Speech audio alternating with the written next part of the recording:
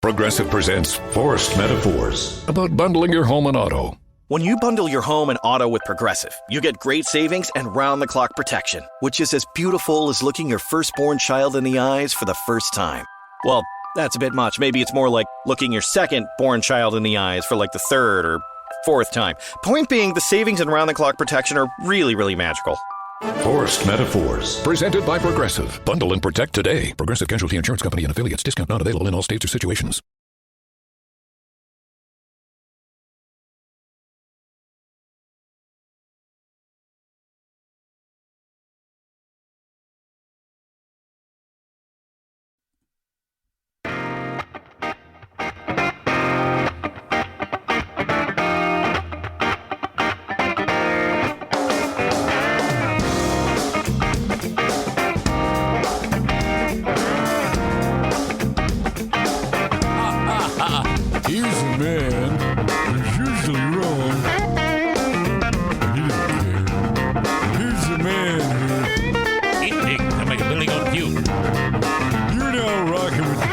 Eric Zane Show Podcast. And here's your host, Eric Zane. Get in here. Welcome back.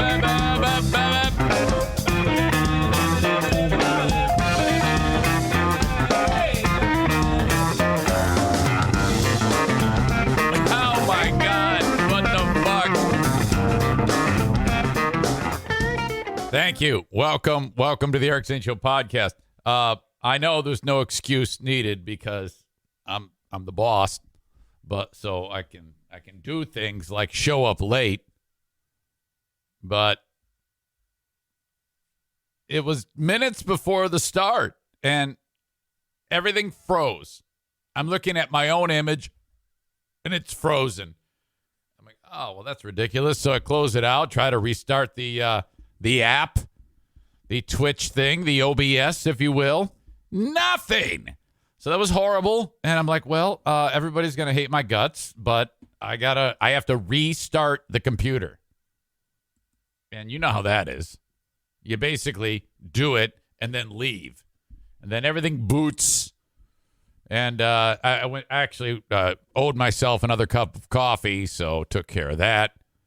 And then now we're in business. So my apologies. I know I'm late on a fairly regular basis. That does happen. But my apologies. Welcome in to the Eric Zane Show Podcast. Here we go for yet another edition. And, okay. Let me get right to it. Somebody sent me a package of like old things that they had in their possession that made them a Eric Zane Show Podcast fan. Or in the scope of like the group formerly known as the Zaniacs, they think that I'm like their best friend. Obviously, if you've been following the show for any amount of time, you know that has all gone away. This mob pack of like-minded people who, well, it is what it is. It went south. I bear no responsibility to that. They are all a bunch of sick, demented losers who have no friends of their own, and they had become friends with each other. So the most disenfranchised people you could possibly imagine found a like-minded pack of losers with nothing going on in their lives, the poorest of the poor, the strung out of the strung out, and decided that they're all buddies, which is cool. Whatever. Everybody needs friends. But then one day they turned on me. That's essentially what happened. Now there's other details to it. Now I thought this was done and over with. I mean, outside of the occasional joke I'll fire at them. You suck a big boss dick because I know you want to. Or reference to them. I'm a 50-year-old man doing what a 50-year-old man should. That's my job. I'm supposed to do that. I'm supposed to make light of these things. That's the fun. That's the trade-off. You stalk me, I make fun of you. Hang on, I got to finish this.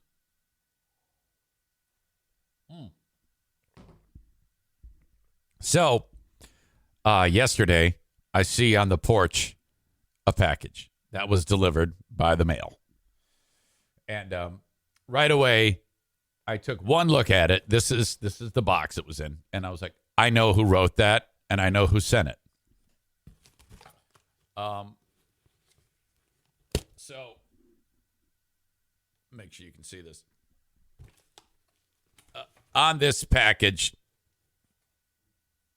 I don't even know if you can tell the writing. It's all lit weird, but delivered by the U.S. Postal Service in a recycled box. Person got an Amazon delivery at one point, ripped all the labels off of it, and packed the box full of Eric Zane Show Podcast merch. Went to the post office and paid $8 or $9.25 and sent it to my house. It's on my porch. I checked the tracking numbers. Jamingo says they are now bunker dwellers, and I love them. And that makes perfect sense. That makes actually perfect sense. Alt-right show, dumb points of view, stupid people will gravitate towards your show. You know, there you go. Nothing wrong with that.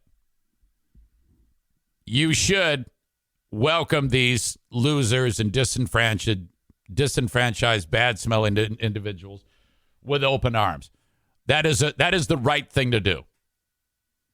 So I'm like, as soon as I took one look at it, I know who sent this. I go, all right, let's see what we have here. I open it up, and it's a T-shirt that this person has purchased. And by the way, my T-shirts wear out unless this person like ran it through the wash 1 billion times. You can't really tell here, but it's seen better days. I think I'm sending you quality. Well, the T-shirt's still strong, like it's wearable, but what was on the T-shirt looks a little fucked up. All right. Here, you can have the T-shirt back, man.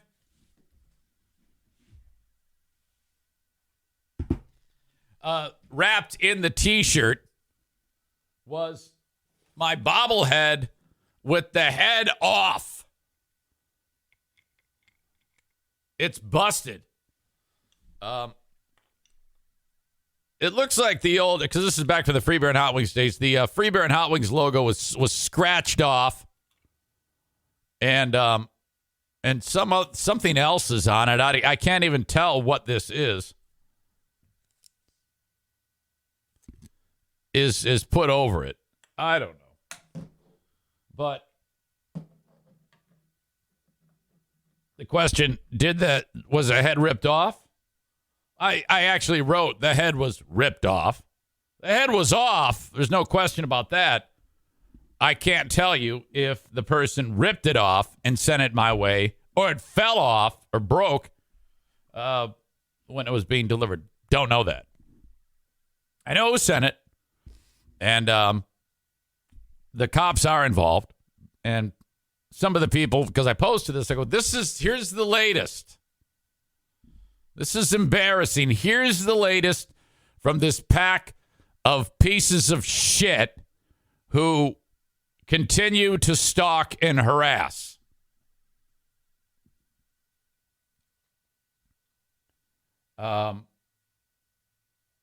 So I'm like, all right, this is what's up. I give all the background to them, and we're off and running.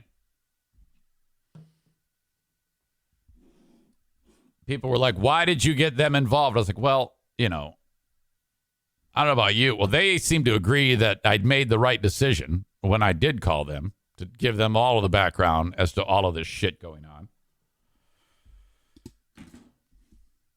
So I'm just going by their lead.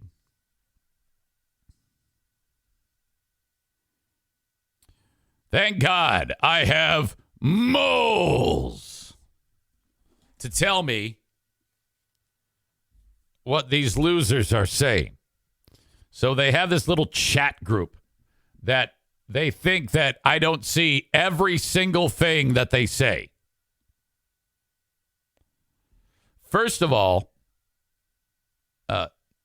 Nick, our good pal Patriot Nick, he's one of the 3 admins on that page, who, by the way, Jamingo, good luck with him, because this dude has your face as his like little avatar on Facebook. You're in for, he's going to wind up at your house and try to suck your dick. I'm just telling you. He's got your face now. Thank God he's out of my fucking life. He announces on Zaniacs United like he's the leader of some kind of organization. Like he's the CEO of a Facebook page. He writes, anyone who left the show because they are disgruntled, that is fine. The actions of sending something like this as a threat won't be tolerated heretofore. I cannot stand the arrogant prick, but I am completely disgusted by this. If it was sent as a threat, don't expect acceptance from us. We won't stand for it. Vote with your dollars and move on. End of story.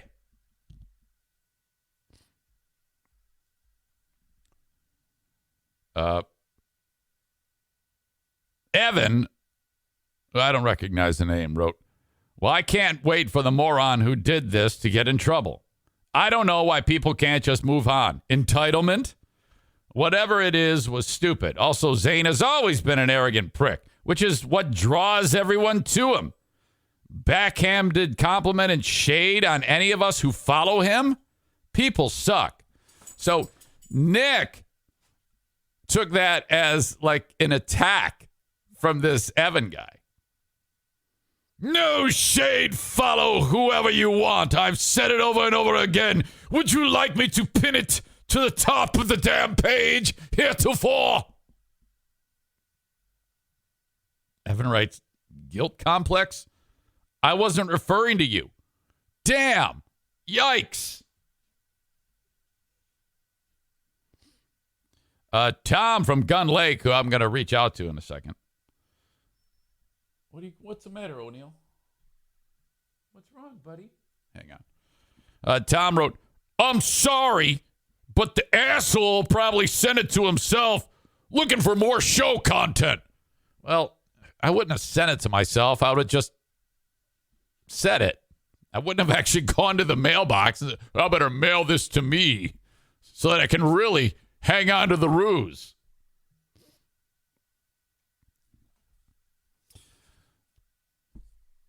Jim Mingo says, I has to be honest.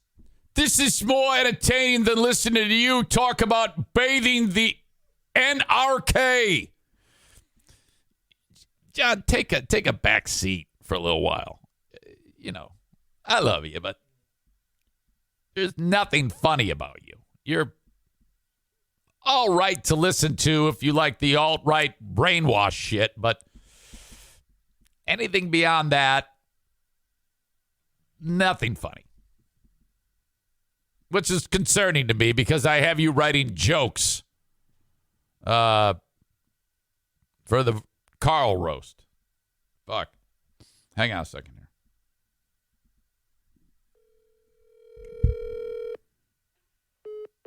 What the? Somebody. It's my wife. Hello? You hung up on me. I didn't mean to. I pushed the wrong button. O'Neill's crying. He is? Yeah.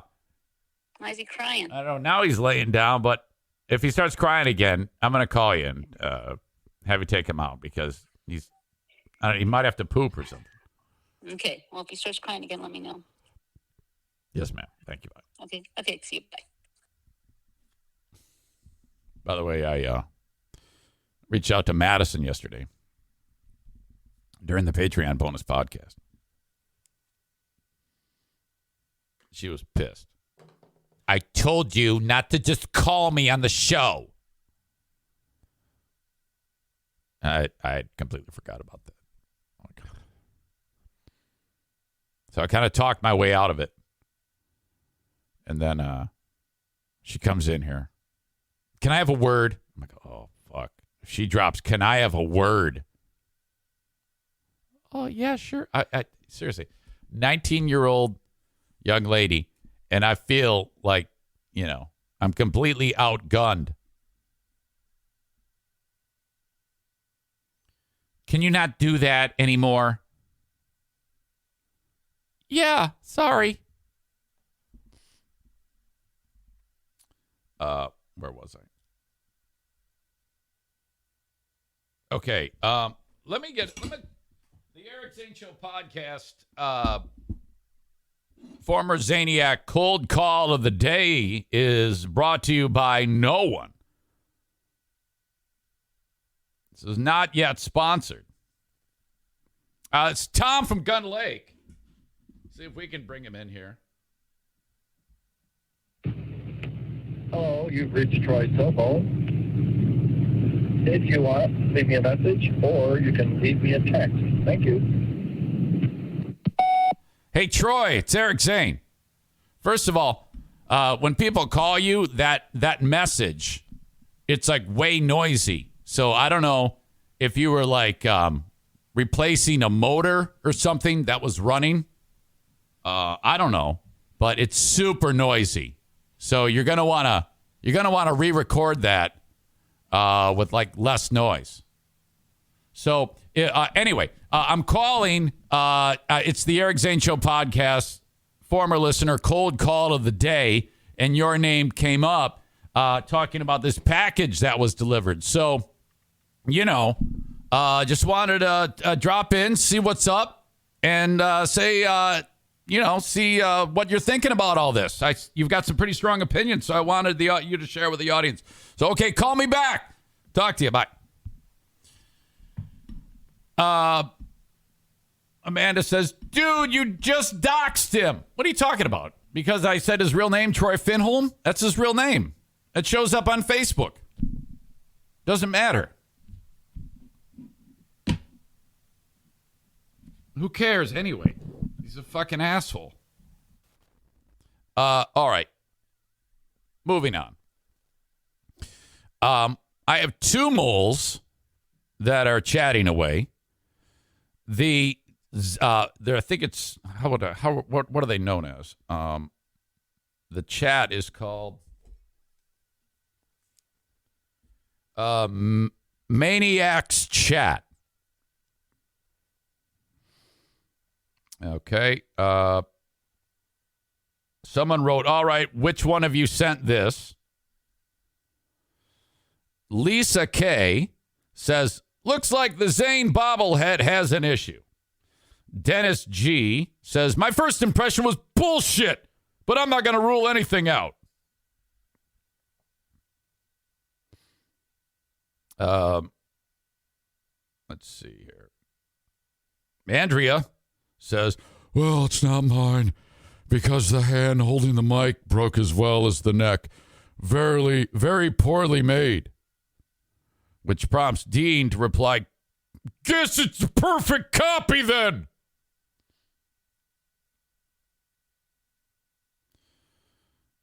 Nick says, seems like a waste of postage to me. And then says, these people had nothing to do with it.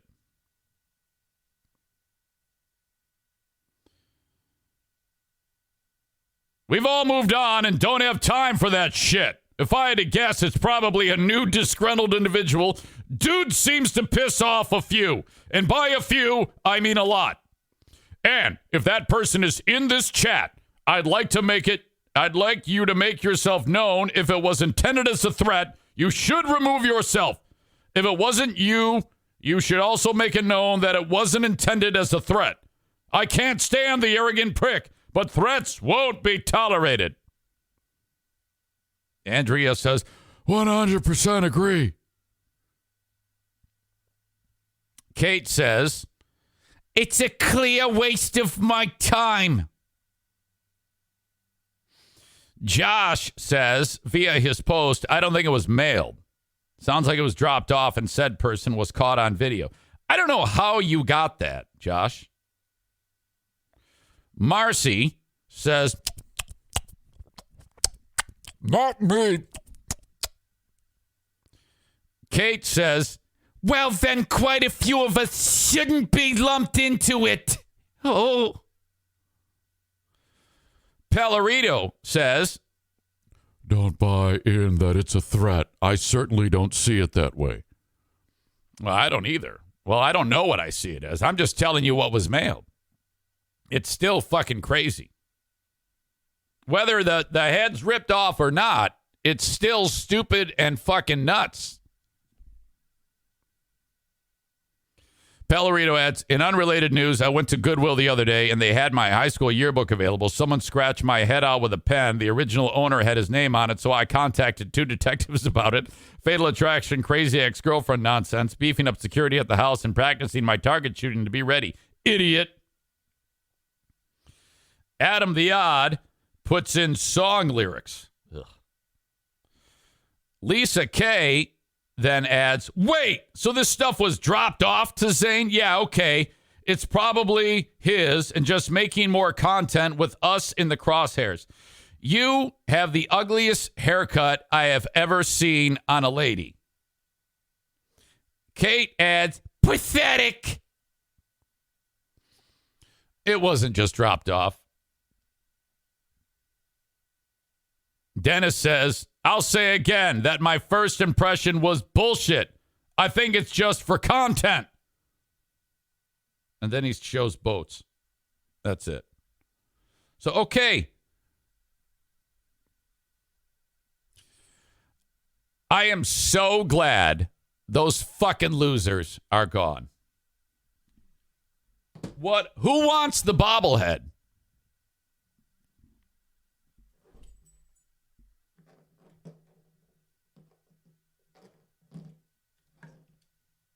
You can have it. No, you know what? I might need it for evidence. All right. Just burn your own shirts, okay? Burn your shirts. That's all you need to do. Get rid of your shirts on your own. You don't need to send them back to me. I know you're butthurt. You're dramatic. I get it. Congrats. No one gives a shit. I appreciate you sending me this fun care package because honestly, it does allow me a fun bit of topics to start this show.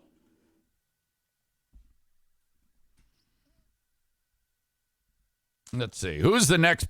Let's try another Eric Zane Show podcast. Former listener, cold call of the day. This is Lisa Boy Haircut Kranz.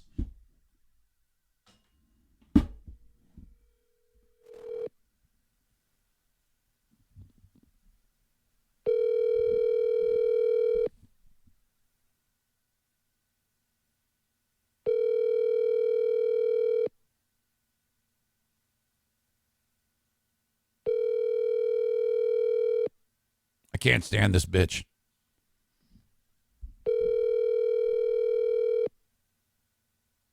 Come on. At least let me leave a message.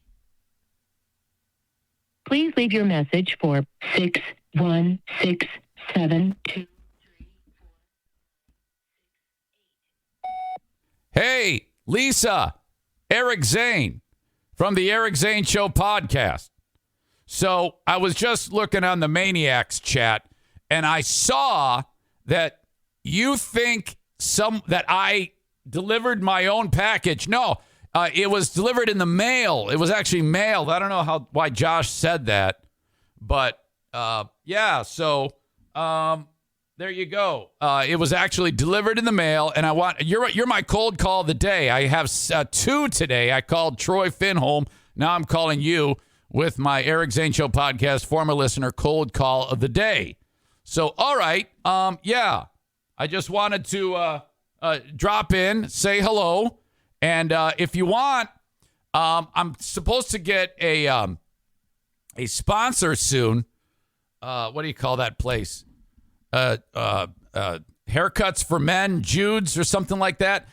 If you want, I'll get some gift certificates and send them your way. Okay, thanks. Bye-bye. Okay.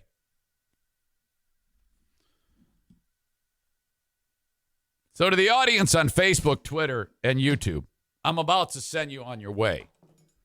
I appreciate you being here. Welcome to a Friday. I hope you have a good day. If you want the rest of the show, you can find it at twitch.tv/Eric Zane Live. I encourage you to go over there. It's just a better platform. The show in its entirety shows up on Twitch. Twitch.tv/Eric Zane Live. Thank you, though, for being here. And I will now send you on your way. Facebook and Twitch brought to you by Irvine's Auto Repair, Grand Rapids Hybrid, and EV.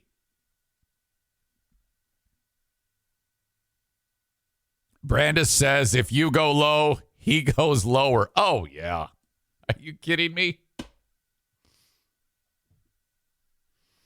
Call of Duty says, you love that they're gone so much you keep talking about them. For your own health, let them go. Dude, they sent me something to my house.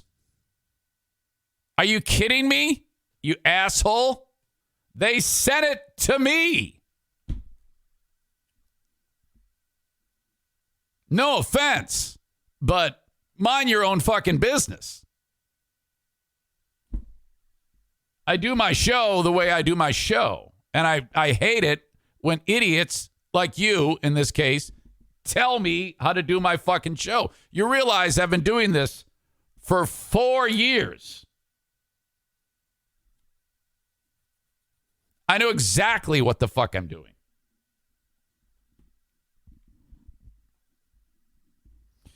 Corey says if they would just ignore him, you would have nothing to talk about. This is true. I mean, I can talk about anything all day long. But if in my own orbit, the news of the day is that a sick fucking stalker sent me some crazy shit, you better believe I am going to talk about it. So there you go. That's where this takes us. All right. If you follow the show on Twitch, twitch.tv/Eric Zane Live, follow along. You can know exactly when I go live. And if you want to, subscribe with your Amazon Prime account, and you get like a month free. So there you go. In addition, Twitter is brought to you by Blue Frost IT, and YouTube brought to you by my friends at My Policy Shop Insurance. Frank the Tank Fuss. Thank you, Frank. And as always, download the audio podcast wherever you get shows. John writes, no offense, shut the fuck up. I'm not sure who you're talking about. Okay, I don't know about you, but I dress like a dick. My wife is constantly like, oh, God, seriously, we gotta start over. So, she's kind of like really bugging me about this. Well, thank God my friends at Trend Him came forward and they said, hey, you should talk about us on your show, and then maybe you can like buy some of our stuff, jack off, and not dress like such an asshole. And they're 1,000,000% right. Trend Him has been around since 2007. They offer accessories. So, I'm a work in progress. I need an overhaul on everything. All right. Well, one of the things I'm going to need to take care of is things like accessories. Those are the things that you see on people that just make them look cool as shit, watches, bracelets, cufflinks, ties, sunglasses, belts, Stuff that makes you look like a man who cares about his appearance. Because honestly, I mean, my wife wants to brag about me, but I look like a fucking extra from the show Charles in Charge, and it's embarrassing. It might be pocket squares you're into, neckties, necklaces, lapel pins, hats, gloves, earrings. They have it all, even suspenders. Okay, so this is awesome. I want you to go to this website. If you or someone you know or love need some accessories to round out the appearance. Like I said, I got to start completely over, but at some point I got to round out the look. I'm going to trend him to buy my stuff. Their thought was they wanted to become the world's go-to destination for men's accessories. Now, I want you to go to this website, all right? You can use my code to save 15%. TRND.HM/Zane. TRND.HM/Zane. With that, you can shop, and when you do shop with that code, my name in there, you will save 15% on your order. So go there and just check it out. You know, do your little online shopping of what you want. They even have beard care for you guys who have those fantastic beards. All of the accessories you could possibly imagine under one web brand. Trend him. TRND.HM/Zane. TRND.HM/Zane. Okay, thank you, Fitbod, for sponsoring the show. All the time that you have your face buried in the phone, isn't it about time that you got something out of it? The Fitbod app on your phone, it tells you what to do when you are ready to work out. Okay, you've made a decision. You finally want to do something. The Fitbod app has everything you need. If you're working out at home, at the gym, with weights, no weights, doesn't matter. This thing is going to get you in shape on a cardiovascular level, heart and lungs, strength, your muscles, your endurance, all of that stuff, and it's going to be fun. You're going to love it. It tracks your fitness, tells you about the goals, how close you are to them, and it modifies itself and the workouts for you based on how you're doing. How? I have no idea. It's that $10,000 word that everybody uses nowadays called algorithm, but this is what I want you to do. This whole thing is free for you to try out, okay? You can try it free at fitbod.me/Zane. Now, if you do fitbod.com, you're going to wreck everything. So don't do that and listen to me for once in your life. Try this for free, fitbod.me/Zane. See for yourself how awesome this is, and my gosh, you're going to get the workouts. Stick with it, okay? You know, Rome wasn't built in a day. You're going to get this done, and I believe in you. You can also get 25% off of your subscription and try out the app for free when you sign up now at fitbod.me/Zane. One more time, 25% off your subscription or try it free at fitbod.me/Zane. Now get after it. Who are you telling to shut the fuck up? Yeah, John, I should just bring you in. I mean, you're very active today. And, you know, I understand you've talked about me recently on the alt-right bunker. So what the hell, you know? After a long night of online poker. Oh, it's going wonderful. How are you? Not bad. I'll tell you what, I love this part of the show. I might start mailing you packages just so you talk more about this. Okay, fair enough. I was talking to the guy. Oh. You said, shut up, moron. I do my show the way I am. But you added no offense. Oh, no offense. I got you. You were quoting me. Listen, Corey had a fantastic idea. From now on, when you get these packages, do an unboxing right on the show. That would have been amazing. You're right. You guys could have figured out the bobblehead broke, or they sent the bobblehead. You're right. That would be amazing. You're right. I wish I had done that. I wish I had done that. That would be fantastic. I like the way you're thinking. I want to announce that if Nick's going to drive down here to suck my dick, that please shave. I don't want that bearded thing. What's wrong with that? Come on. Don't knock it till you try it. I'm sorry, but So I want to add you to the chat so you don't need moles anymore. Everybody knows that you're there and you're finding out what they don't. Oh, good. Okay. They don't want you to read. That's the funniest part. Why do they even post it there? Why don't they just post all this on Zaniacs United? Well, you're a big dummy. They post it there so you read it the next day on the show. No, you're not paying attention. I am paying attention. Why don't they just, of course I would read it, but why don't they put it on Zaniacs? Well, this is more fun because we get to figure out. So the big thing is to figure out who the moles are. Oh, I got you. I think it's those dimwit sisters, Lucy and Ethel. Oh, no, wait a minute now. Now, hold on a second here. You can't call Maureen and Linda dimwits. Yeah, moron and her sister. Why are you calling her names? Why would you do that? Well, because she says, this dimwit bunkers. It's a horrible show. Well, that's her opinion. Everybody knows it's a horrible show. I'm taking lessons from the master. When people attack me, I attack them back. Oh, okay. All right. Well, I am working on some jokes. I said this on the show the other day. I know it's after 9 o'clock, so you don't listen. You have to be in bed. Yep. But my problem with the jokes are that they're so mean. Oh. And like a joke. I got to figure out how to make them funnier. I got the meanness. That's all right. But I'm working on the funnier part. Send what you got. Send what you got. Either way, I'll figure it out. Okay. Okay. Yeah, because I've been listening to those guys. Well, Carl, I've been listening to him for like 6 years. I'm very happy about that. That gives you plenty of ammo. I don't have enough ammo.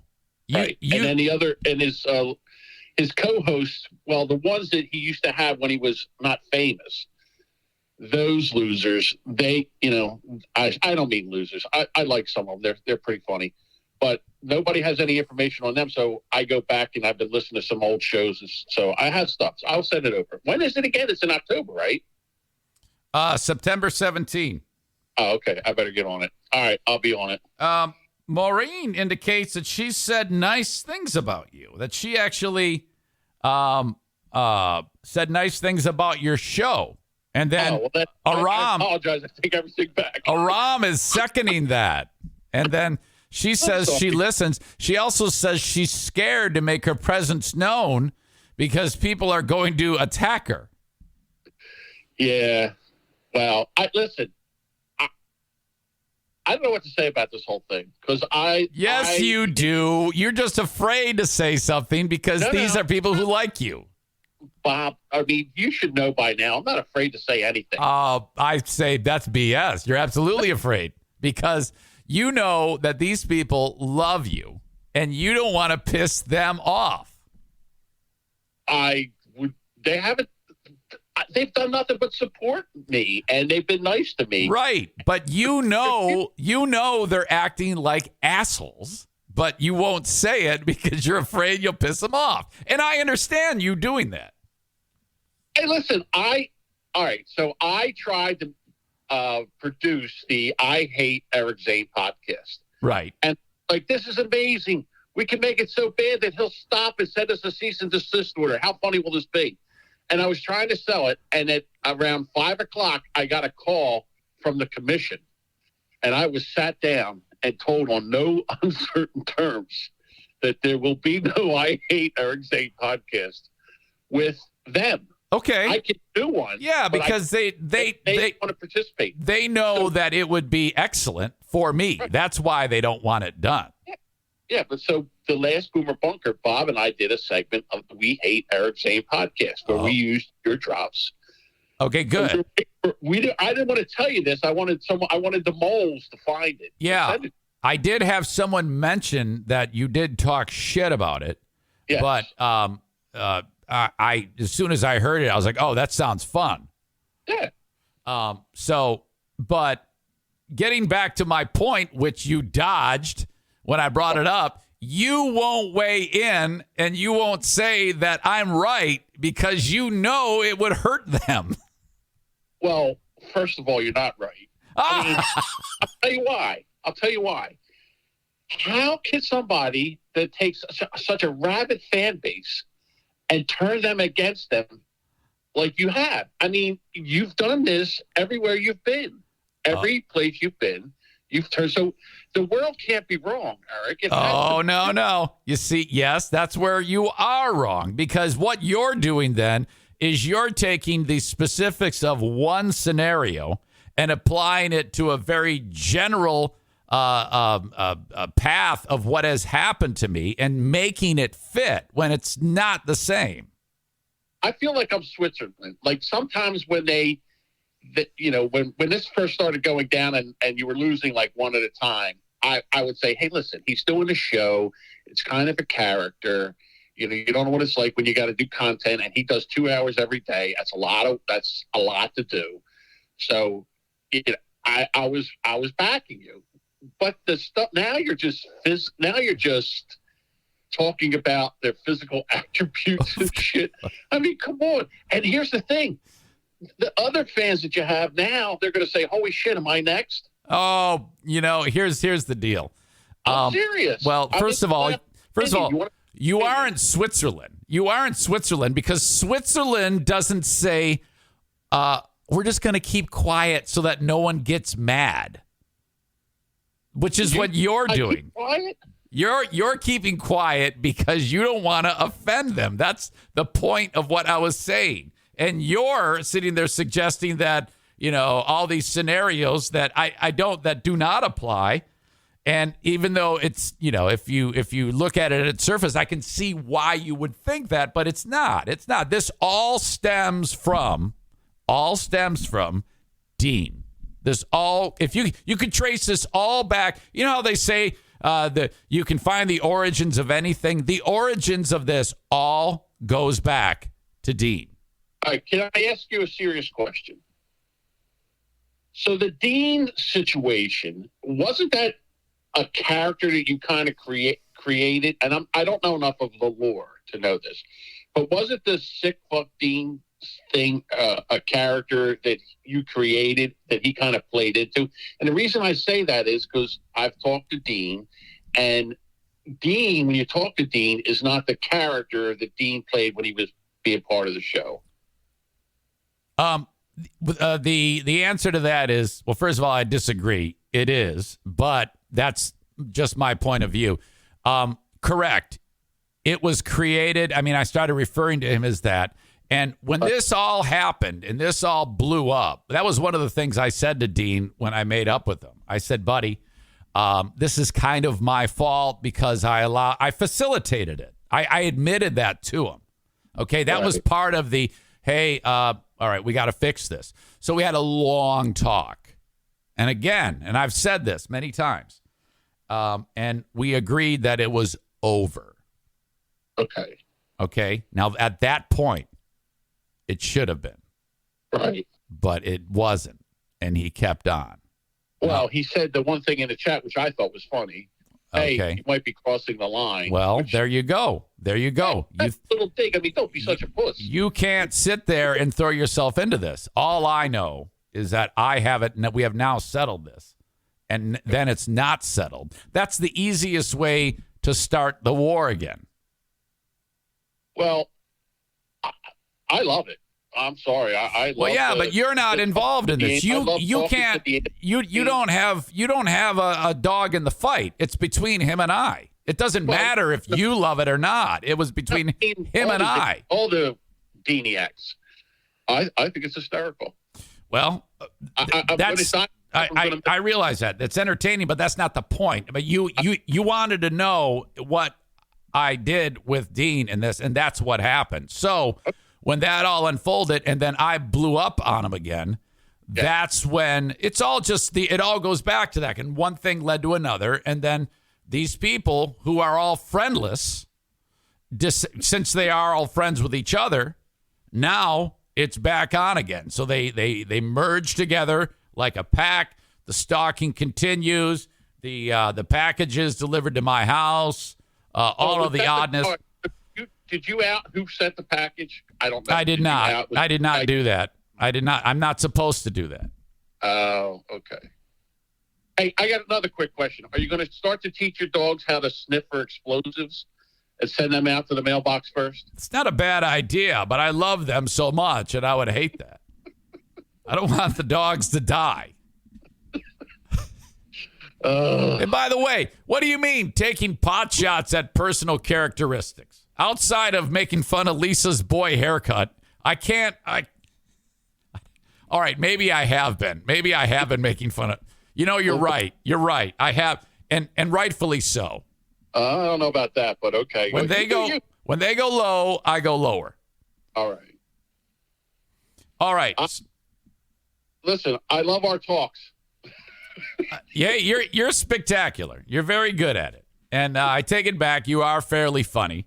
I just wish you would do it more on your show instead of talking that COVID shots are something that we need a refund for, because that's the dumbest thing I've ever heard. That you misrepresented me. Now I'm a Zaniac. You misrepresented me. I said if these aren't vaccines, they're therapeutics at best.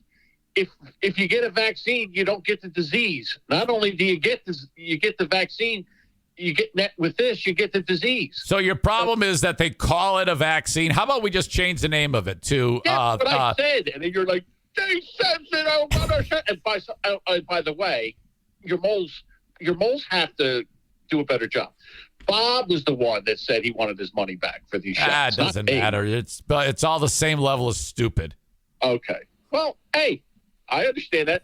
I did enjoy the let's get all the Trump supporters in one section of the country and drop the nuclear bombs on. Yes, I would love that. It would make me so happy. It was a hot take. If we'd bomb our own people. All right. Well, listen, I don't want to bore your audience. Yes. Okay. Get out of here. Thank you. See you, buddy. John Jamingo. Kenny says, I think it's sad it's all blown up out of proportion. And I wish everyone could get along like I was in the past. I don't. Why are you such a namby-pamby wimp? I wish we could go back in time when we was all buddies. My back. Fuck that. Those slobs. I hate those people.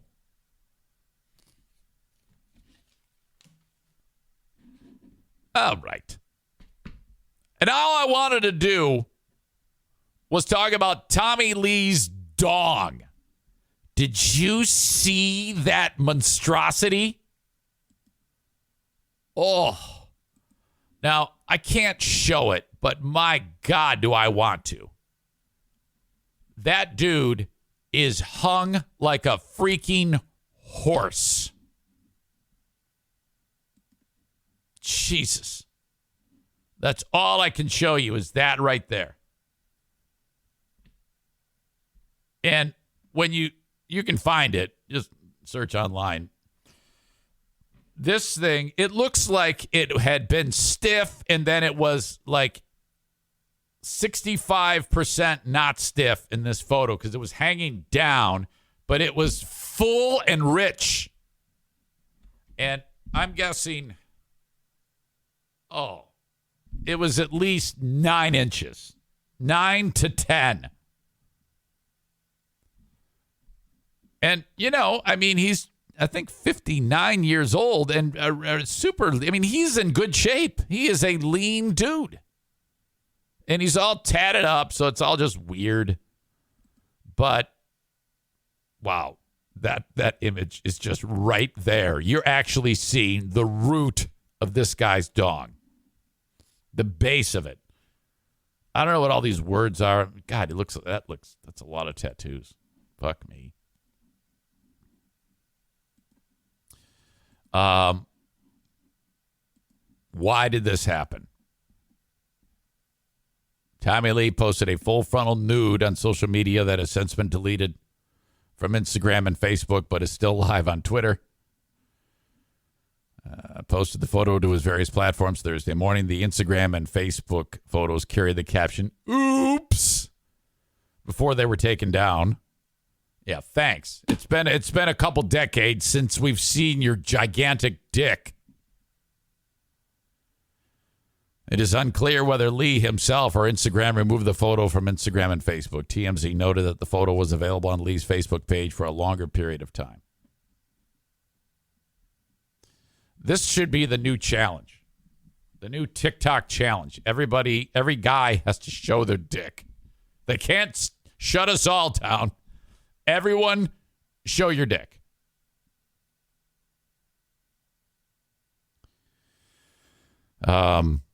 The still available Twitter version of the nude photo was posted at 3:52 a.m. Thursday without any sort of caption. On Instagram, Lee's lewd post was sandwiched between two apparent references to the nude photo. On Wednesday night, he posted a photo on Instagram of a banana placed on a figurine. And after the nude photo, he posted an image of an elephant standing face to face with a nude man that reads, "How do you breathe through that little thing?" Instagram users had much to say in the comments of Lee's recent post Thursday, with multiple users asking if the photo of the banana served as foreshadowing. This is just ridiculous. We need answers. Lee's nude exploits are nothing new. His relationship with Pam Anderson in the 90s included the infamous leaked sex tape. In that one, obviously they're having sex, and it was fully stiff, and it had to be at least 24 inches long. It was ridiculous. It's no wonder why they broke up. I mean, the poor woman. She can't handle it. Jesus. He would have to have sex with a woman the size of Andre the Giant, who's got an enormous set of female genitalia. He is now with current wife Brittany Furlan, whom he met on the dating app Raya in 2017.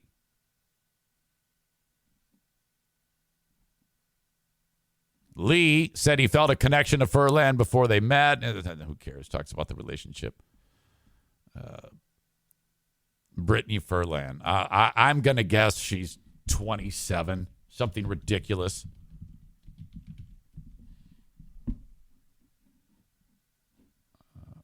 Well, she's 35.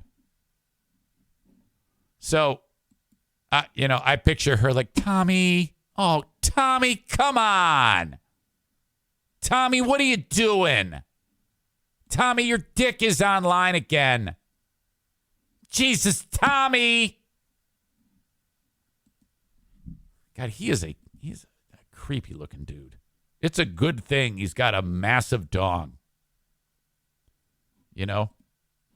I mean, look at this. He looks like fuck. He looks like shit here. Oh, my God. Plastic surgery. He looks like freaking Paul Stanley. Yeah, that's rough. That's a 59-year-old man just hanging on for dear life with a face like that. Just age. Would you just age? Come on, man. All right. Tommy Lee's penis in the news. Big news, as I have a guest that's going to join me. Much to the happiness and increasing the happiness quotient of our very own Linda, who I believe is doing some stalking of her own in Alabama. Tyler writes, go suck Tommy's big dick, Eric. I know you want to. Go suck a big black dick because I know you want to, Eric. Go suck Tommy Lee's dick because I know you want to, Eric. All right. Rick from TC Paintball is back for Trigger Time with Rick. There's a few topics I want to get into. Last week, he had a 9 a.m. NAMBLA meeting via Zoom, and he couldn't make it. So He promised me today he would be here. Irvine's Auto Repair, Grand Rapids Hybrid and EV. As you know, amazing sponsor of the show, ER Vines. ER Vines online.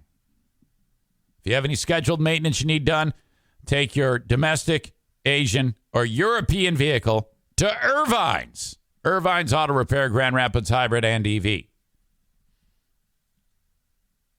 your heating and cooling system needs service, A&E Heating and Cooling.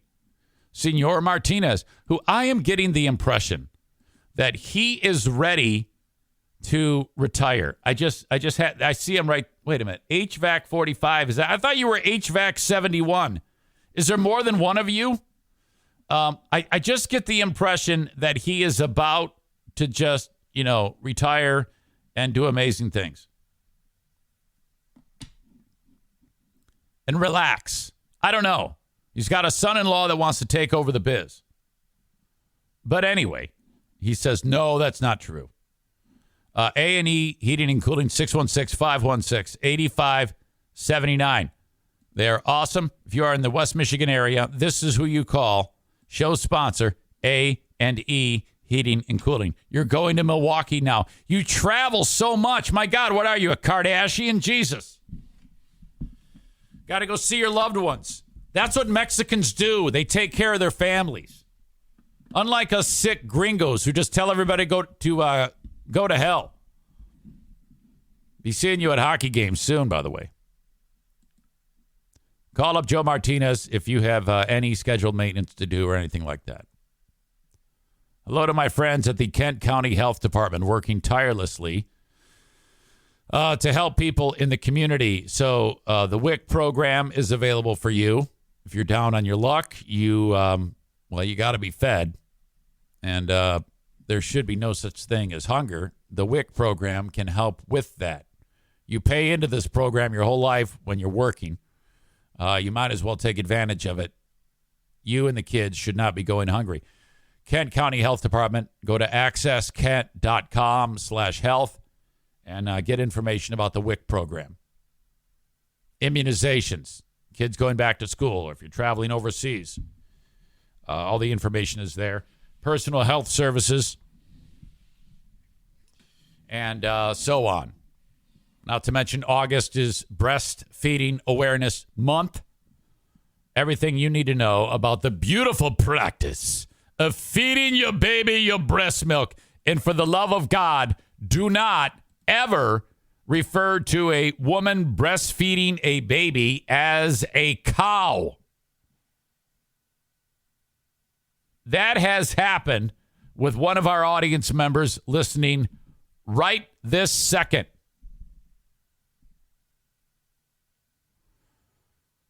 Zaniac Joe Morin says, "Hey, Eric, are you doing the Mai Tai this weekend?" Joe, I don't do triathlon. You know this. I don't have time to do that. That's why I gave that up in 2017. That's a job, doing triathlon. Putting in those hours. I can't do that. I did run yesterday, though. I have been running. I think I'll get like 37 miles this week, which you do in like an hour. No, not doing the Mai Tai. Let's see. What am I forgetting here before I bring Rick in here? Okay, let me mention these two. Bennett Flooring Installation. They're going to be at the house August 20th. I got to get the room ready. 616-318-0167. Bennett Flooring Installation. Love them. If you need flooring installed in your home and you are in West Michigan, reach out to them. They'll show up and measure the room and let you know how much it's going to cost. They're the type that are like, yeah, go ahead and do all the grunt work. Rip out the old flooring. That's going to save yourself some money. Or they're full service. It's up to you. 616-318-0167. The flooring I want you to buy, I want it to come from Johnson's Carpet One Floor and Home. I should say Johnson Carpet One Discount Outlet in Granville, Michigan. Drop by, see them. They're along Chicago Drive, right behind the Little Caesars. Johnson Carpet One Discount Outlet.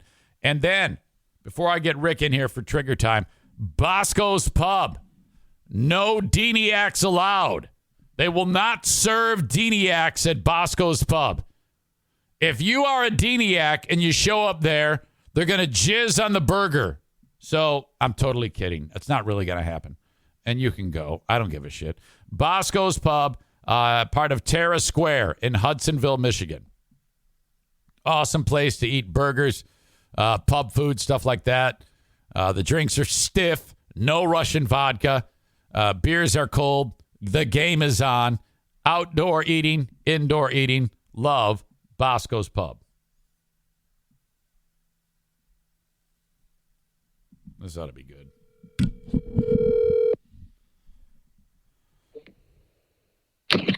Good morning, Eric Zane. Wow, hey, you changed it up. Sorry, I have my volume up there. That's all right. You changed it up. That was pretty cool. What's happening? I was just gonna say. I said it a second ago that you changed it up. It sounded different. That's good. Yeah. I mean, you got to keep you guessing a little bit, right? Absolutely. So, how is Rick from TC Paintball? I'm wonderful. Busy as ever, but I'm good. I had to usher some people out of my office here, so I had time for you this morning. I thought I was wide open this morning. All of a sudden, I got people here, so okay. We're good. We're in good shape. Okay. I know how mad you would get if I boned you one more time. Oh my God.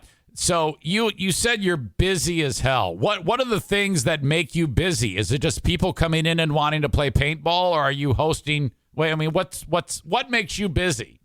Well, this morning in particular, I've taken up golf again. My dad's a big golfer, and I've been golfing a lot with him. He just stopped by to show me some golf clubs he wants me to try, blah, blah, blah. My kid has a tournament this weekend. We have a 3-man tournament. My kid's playing, so I got a couple of his teammates here. We're going to run some drills together. I'm coaching my kid's football team, so I'm busy with getting prep for that because practice starts next week. So I got a lot of conversations going on with my assistant coaches and talking about the roster and the game plan and all of those type of things. And then just regular business. We've got another busy weekend here. So I'm just trying to get my I's dotted and T's crossed. Wow. So we're ready to go. I'm hearing a lot of dad-related things. It's like Father of the Year going on here. I would never have dreamed of doing all that shit. I tell you what, you get old overnight. You know what I mean? Oh, my God. I was 37 before I had a kid, and I'm thinking, you know what? I got to be sterile. Holy shit. It just hasn't happened. That's and then right. my girlfriend at the time says, hey, I'm pregnant. And I'm like, listen, trust me, you're not pregnant. You got indigestion or something. I got to be sterile. Then a week later, she says, nope, I'm definitely pregnant. So I went from wanting kids to thinking I wasn't going to have kids. And then, kind of late in my 30s, I all of a sudden am starting to have kids, and you gotta shift on the fly and right. So or play the hand you're dealt, as they say, I guess. Your first child was born when you were 37 or 38? 37. I had been done having kids for 5 years when you had your first one. Right. And isn't that weird? When you go to like parent school activities for your kids and you look around at the parents and you got some parents that look like grandparents and some parents that look like they should be a high school senior. Oh, yeah. Yep. You're that guy. Yeah. Well, hey.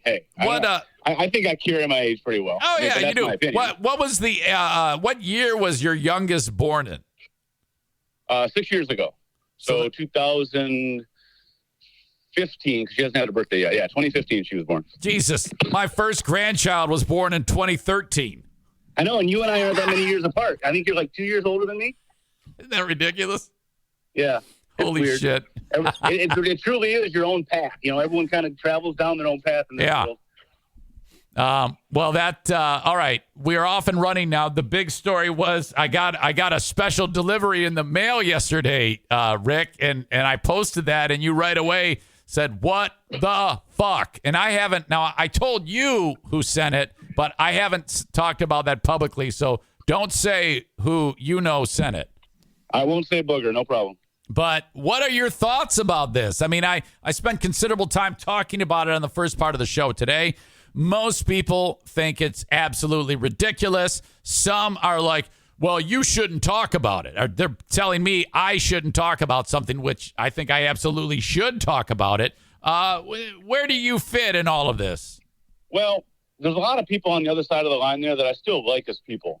But I kind of feel like, I think what a lot of us feel like, we're kind of in the middle of a relationship that went bad, and we like, at least a little bit from both sides, and you're kind of seeing them throw some haymakers at each other, and it gets a little bit uncomfortable. Now, I want to believe everything is going to, I don't know, work out. It's going to quiet down. Somebody sent this, and it looks like that they still want to be relevant in some way. And I think it's an ugly look. I feel like that, you've been with the same woman for a long time, but I've had a lot of relationships in my life and made some mistakes in those relationships. And then when you get some distance between you and that timeline, you look back on it going, yeah, that was a mistake. I was kind of acting out of emotion. And I think that's kind of the way I feel right now, that people are going to get some more time removed from the situation to look back and go, yeah, Eric might be a dick, but maybe we crossed the line here and there with what we said or did. And and don't get me wrong, in all fairness, you have crossed the line too. I've told you that. So I don't necessarily agree with the way you've handled everything either. So I feel like from the perspective of somebody that's somewhere in the middle, it's just kind of ugly. And Kenny said it. He goes, I just wish that things would go back to the way they were. And I don't think that'll ever happen. But I wish that there was a little bit of a common ground there, where your point is heard, their point is heard, and then we just move on. Yeah, and that frankly would be, in my opinion, the best, because I've seen the worst of these people. So obviously, I would never want to go back. And they've seen the worst of me. So, if we were just leaving each other alone, that would probably help this. So the way, right. And don't get me wrong, I have my opinions, but my opinions are born exclusively from my perspective. Yeah, I don't live life through your perspective. So if you feel threatened, you put your spotlight on yourself, and that's what you've done for a long time, because you've been on shows and had a lot of audience members, and a lot of times those audience members get close, and there's kind of a blurred line there of what is too far, what is too close, and what isn't. So it gets kind of in the weeds there a little bit. That's why now when I talk on the show, I try to make it very clear. I've learned a lesson, and so now going forward, I'm like, okay, here's the arrangement. I talk, and hopefully you're entertained, and that is all. Well, right, and that's a reaction to what happened, right? And I don't blame you for that. Yeah, I don't want. I don't want any more relationships. I don't want any more nothing. I'm not. That's the way this is supposed to work. And I think that that's partially my fault. I should have never, ever allowed that to happen. I should have been more guarded. Well, of course, but that's easy to say now in hindsight. Right. But when you're going through it, you're really happy for the support. Well, especially when you got fired, you felt like you were all alone, and then you got a handful of people that kind of give you the encouragement and the proof that you can do this on your own. And so I think you were appreciative for a while, but then when things started to get weird, and if you really look back on it, and if this ended up being some type of investigation someday, we'd look back on different things that certain individuals have said or done, and all of a sudden it wasn't just creepy, it was maybe borderline dangerous, and you don't want to enter that situation at all. You want to keep it, above board, as you say. So, and I think my mindset in those early days when all those people were helping me was, in the back of my brain, I was like, is this a little weird? I'm not sure. And I didn't want to believe it was a little weird because A, I was benefiting from it, and B, I didn't have anything else. And so I was afraid that if I actually started to push back or push away, I would have nothing. And then finally it got to a point where it was diminished returns.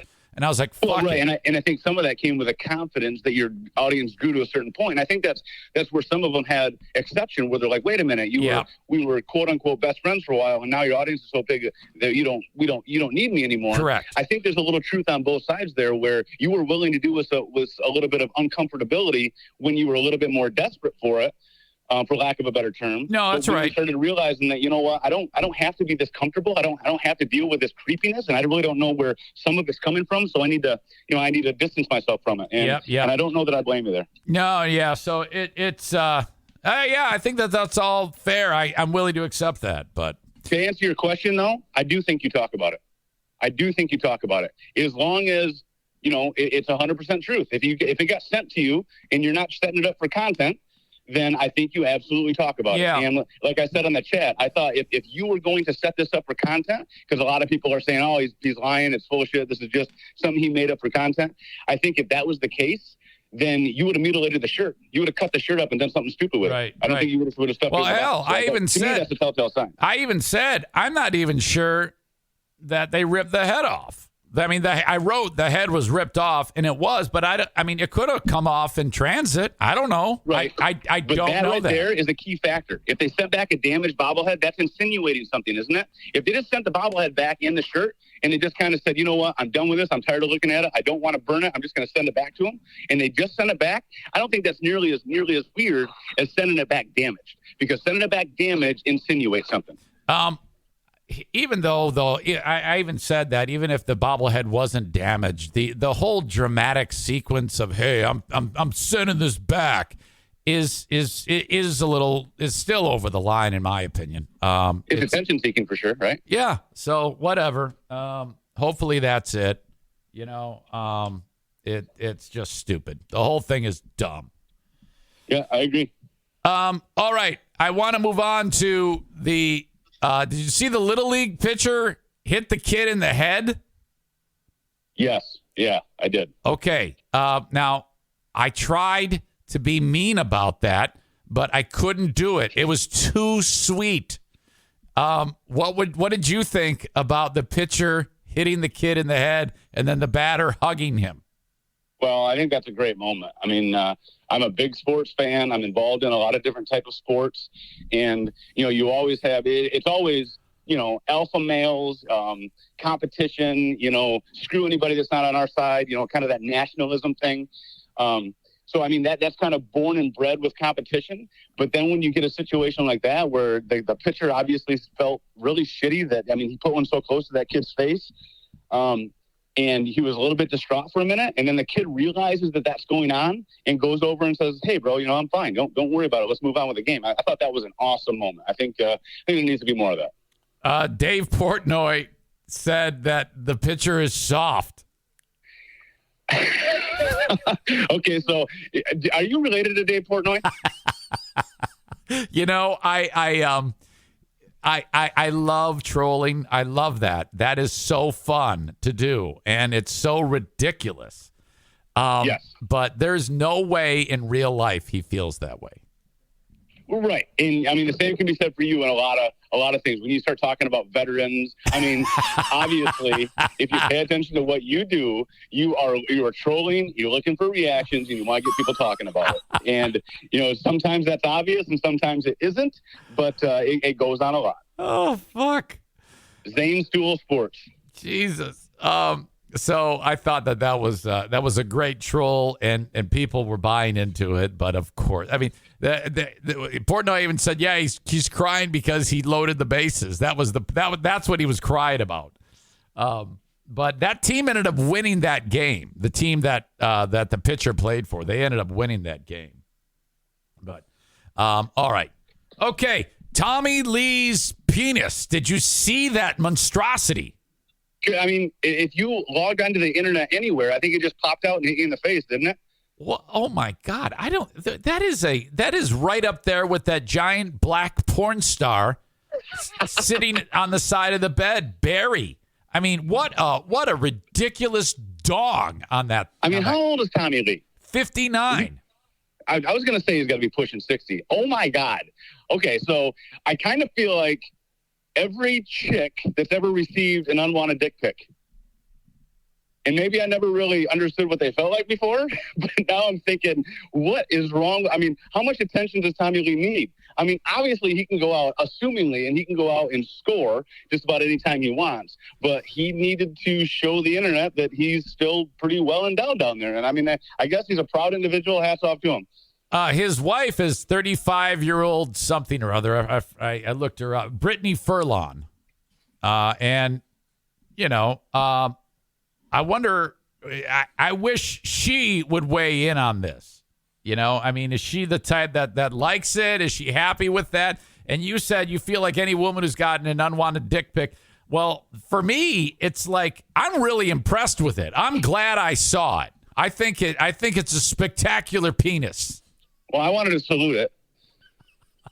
Yeah.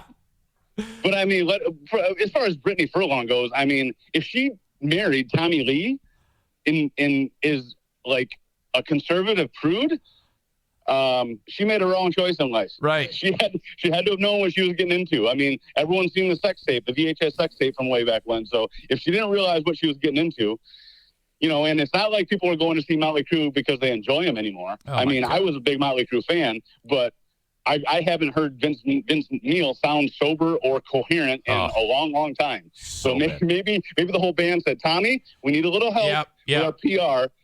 Drop your pants and post that thing on Instagram, and let's go. Right. He needs to play the drums with his dick at one of those shows. You know, maybe like a marching bass drum. Right. Yeah. Swinging his hips back and forth. Oh my God, ridiculous. Have you seen the show The Boys? That's the superhero one, right? Yeah, like a really bad, vulgar superhero show. There's a character on there with this like 10-foot dick that's always like, I don't know, just getting into weird situations and shit. And that his name should be Tommy Lee. Yeah, my brother's trying to get me to watch that, but it's taking. It will reel you in. Like it's wild, man. It's super gory. It's really, really, really wild. Damn it. I'm missing so much these days. I'm seriously, I got Kenny beating me up about watching the Book of Boba Fett and Obi-Wan Kenobi and all this hardcore history. Oh, fuck. Jesus. Dan Carlin. Come on. Love him. All right. Anything else on your mind in the world of Rick that we need to address on this edition of Trigger Time with Rick? We haven't talked about our forthcoming podcast war number 19 this coming Sunday. Did you say podcast war number 19? Is that what I said? You did. Podcast war. Yeah, that's kind of like a Freudian slip. A little bit, yeah. Oh, and something else I wanted to say. I know you like to refer to the quote-unquote former Zaniacs as, you don't really use the word Zaniac unless we're referring to them now, and they may have come up with a term, but I think about other groups of supporters for other organizations, and if part of that group went rogue and said they don't like what they were supporting anymore, wouldn't they leave the name behind?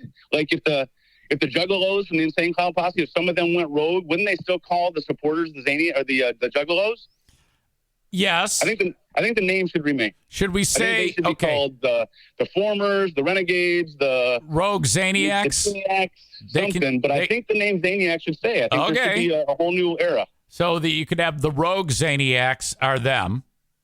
And then the RZs or something? The RZs. RZG, the Rogue Zaniac group? Because there are, Maureen writes, the losers. Well, I'm not trying to start anything with them. They have an opinion, and they have, from their perspective, their argument probably makes a lot of sense. I don't know that I agree with it, but I also don't know all of the details. So I just know that there's a divide, and I'm choosing to stick with the show. So I'm not trying to start a fight with any of those people. Yeah, personally, there's a lot of them that I really like. I enjoy them. But it's just, we don't see eye to eye on some. All you need to know is that I am right and they are wrong. That's all you need to know. Oh, so par for the course, basically. Yes. Today or Sunday is actually, we're going to either have the usual number in the 20s or it's going to be the worst ever. I am still working on that. Okay. I mean, whatever happens. I mean, whenever people show up to play, I mean, I think 90+% of them have a good time and they want to come back. Sometimes it doesn't work out. Sometimes it does. But I definitely appreciate the support when they're able to show up. And I think we always have a good time. Rick, you're the best. Thank you. Yeah, I'll talk to you soon. See ya. Trigger Time with Rick. Paul Forster. Who are you? Because I see you're writing, I'm going to try and make the paintball trip this time. Send me an email, eric@ericzaneshow.com. And let me know, because I'm still getting the head count. Like I said, it might be great. It might suck. O'Neill's crying again. So I got to bring in the Queen of the Forest. Here's a man who's usually wrong, but he doesn't care. Here's a man who eat things and make a billy goat puke. You're now rocking with the best. It's the Eric Zane Show Podcast. And here's your host, Eric Zane. Oh, for fuck's Hello, sake. you have reached my cell phone. I can't take a call right now. Paulster says, I came to Bizarro's way back when. Captain Bizarro's. That was fun. Oh, okay. Yeah. Yeah, dude, you got to be there and bring somebody. Kenny says, hey, man, whatever happened to Captain Bizarro? I think he's still there. It's a little bizarre. He's a handful. There's no question. We helped him out. But we moved on. O'Neill, you want to go? Poor guy. I think he's got to pee or poop. And I can't get a hold of the Queen of the Forest. That's bad. All right. Thank you to Rick for being part of the show. Hire me on Cameo. Cameo.com/Eric Zane.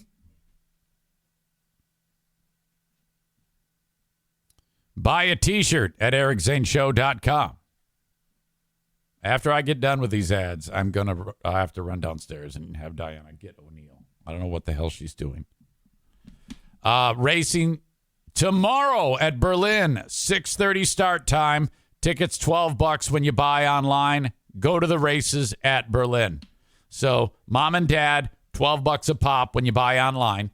The kids, 15 and under, free. The parking, free.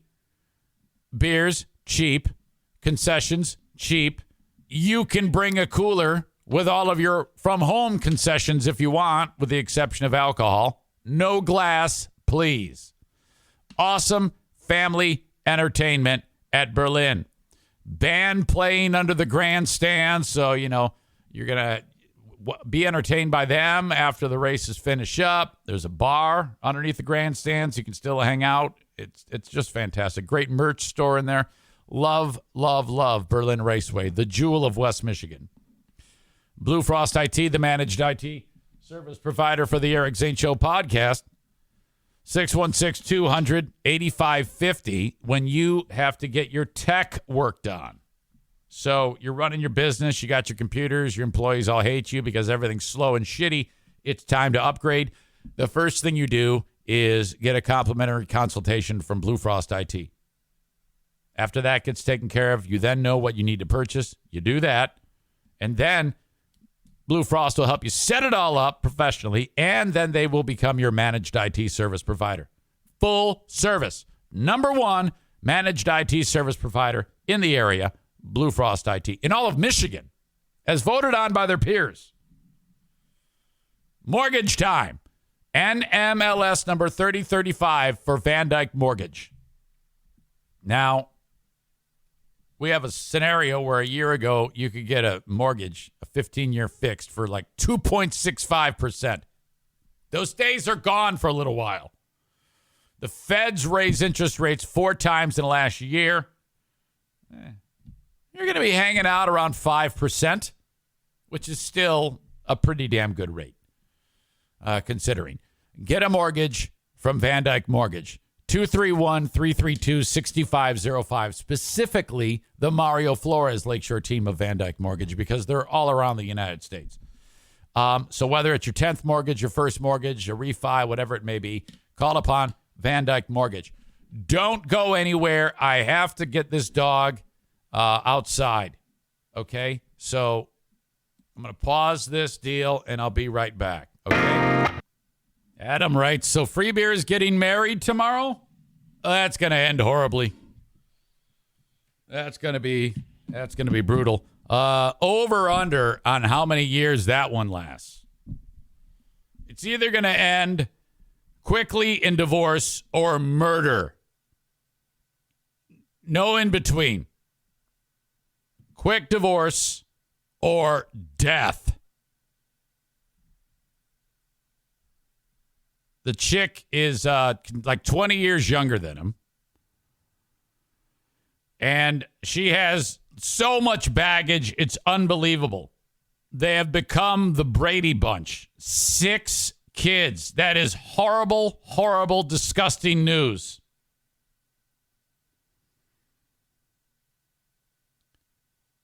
All right, the ridiculous nature of the alimony and the child support of the first marriage is huge.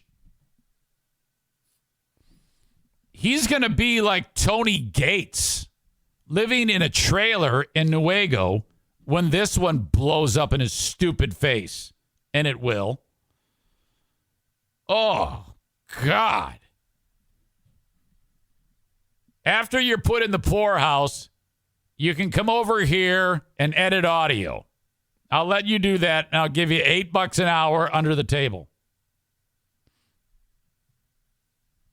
Fuck me. 6 kids. Jesus Christ. So we're going to be hearing reports of, and a car is floating down the Grand River. Kyle says, what happened to Tony? Any updates on him? Is LAV even on the air? Ladies and gentlemen, the immortal Kim Lazera is here. I've known Kim longer than any of you. All of you.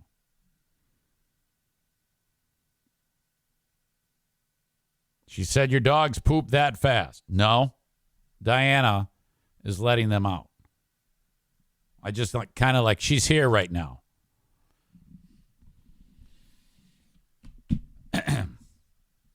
It's good to see that you're here, Kim. I'm so sorry that you believe dumb things. Kim believes that COVID is like the flu. And I'm now accepting that. I hate that. I hate that you think the things that you think. I'm just going to tell you. You're so wrong, but I love you. You're absolutely 1,000,000% wrong on all of these COVID things. In fact, I want you to go to Facebook right now and post that you're wrong on all the things you've posted in the past. And I want you to encourage everyone to go get their shot. That's what you need to do right this second. I'll wait. Come on, do it. And I want you to talk about how you're going to vote straight ticket blue in the next election, and how you're going to vote for Whitmer. These are all both live in the great state of Michigan. You live on the other side by the other lake, the poverty lake, and I live by the rich people lake. And that's because of the way you think. Strolling, Jolin, trolling, keep that fucker trolling. Kenny says, didn't you two go camping together way back in the day? Yeah, shut up. Shut up, okay? You know, let's not make this weird. Okay? Those are behaviors of a child. I'm a man now. I am in control of my emotions. Okay, I'll just give you the Reader's Digest version. I was a young man going through adolescence, and Kim was one of these kids who, when 15, she looked like she was like 28. It was ridiculous. And so there I am. Hell, I was a walking boner if, the wind blew. And I see her. I'm like, what the fuck? Oh, God, get me out of here.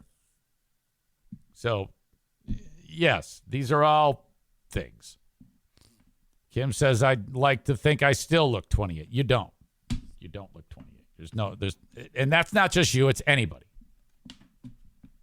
I'm not going to look you in the face and say you look 28 years old. You don't. You look 38. I'll give you 38. 28, no way. Fuck that. There is no way. No. None of us look 28 when we're 52. I'll give you 38, 28, no way. Deal with it.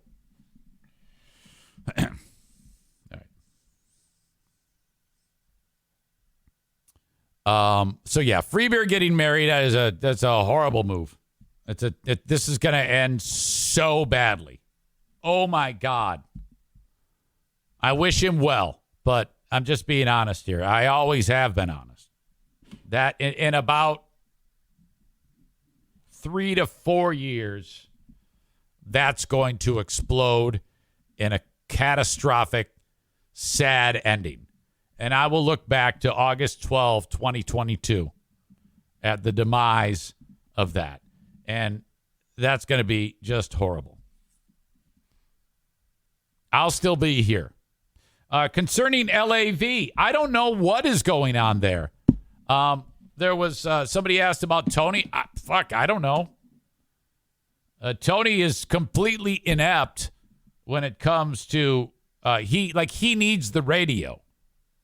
In a day and an age when you don't need the radio, you can basically kind of just do something like this. Hell, I started this podcast with an iPhone and a laptop. He doesn't know how to do that. So I don't know what he's going to do because he's not going to get a radio job unless he decided to work like part-time hours or something like that. Nobody is hiring. No one. Is LAV even on? Actually, LAV sounds great. My pal Michelle McCormick and my pal Travis sound awesome together.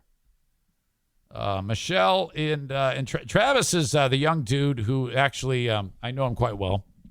I do have a good relationship with both of them, and I wish them nothing but the best. Corey says Eric went from an iPhone and a laptop to the Zenith that he has to punch every other day. This is true. Honestly, the only thing that I have that's really worth anything is this microphone. This is a good mic. That's it.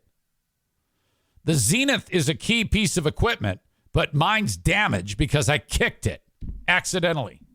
So shut up. All right, you can tell I'm punchy as hell.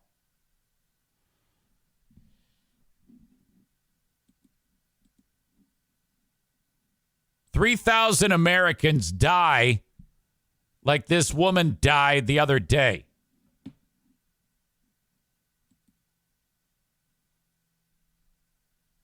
Lady walking down the beach in South Carolina. Wednesday, she's minding her own business. 55-year-old woman. A gust of wind comes through. Next thing you know, she's badly hurt with an umbrella sticking out of her chest.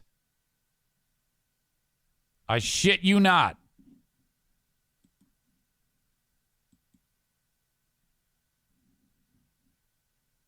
Woman dies after being impaled by beach umbrella in South Carolina. What the hell?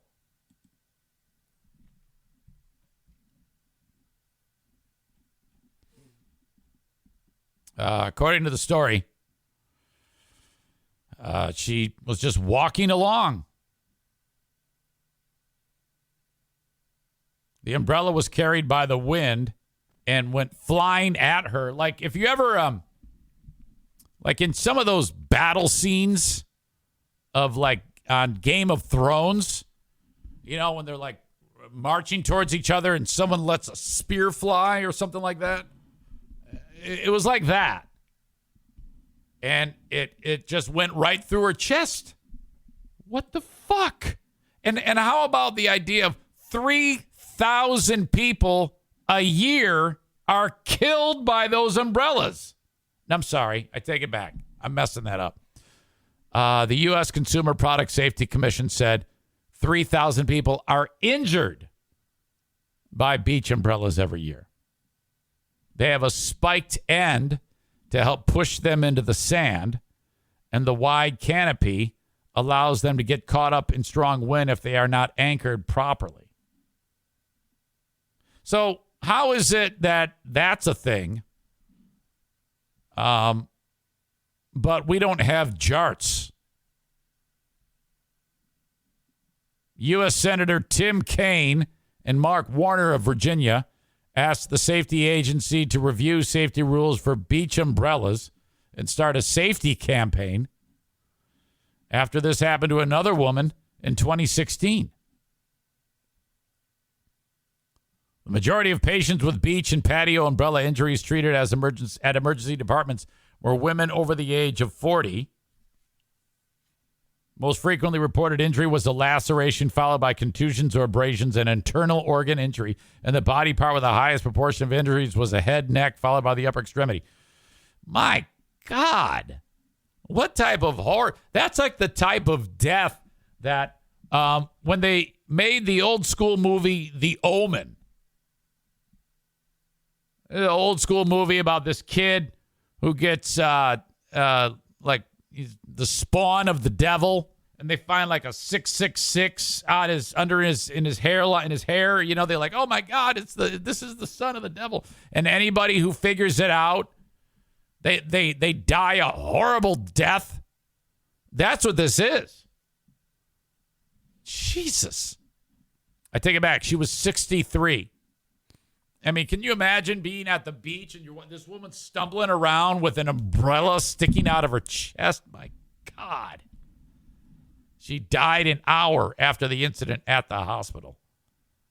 Boy, I don't know if there's a way around this. You got the spiked end and and it acts as a sail, so it's just randomly going to fly around and hit somebody. But if you think about it, if the wind gust comes up, you would think that the other end, like the top of it, is what would impale.